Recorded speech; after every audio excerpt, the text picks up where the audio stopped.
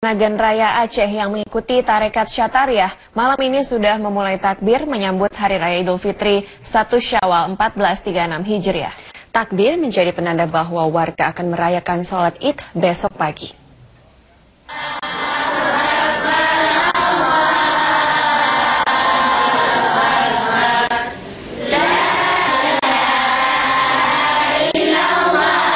Kumandang takbir terdengar di sejumlah masjid yang jemaahnya mengikuti aliran tarekat Syatariah di Desa Palekung, Kecamatan Senagan Timur dan Desa Simpang 2, Dusun Jembreng, Kecamatan Paduraya di Kabupaten Nagan Raya Aceh. Warga setempat pun sudah menganggap merayakan Lebaran lebih awal adalah tradisi dan hal yang biasa karena hampir setiap tahun warga mengaku berlebaran lebih awal dari umat muslim lain di Indonesia. Menurut warga yang menganut aliran Syatariah, sore tadi mereka sudah melihat bulan penanda akhir Ramadan.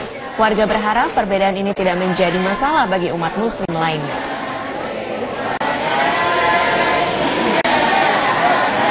Sementara itu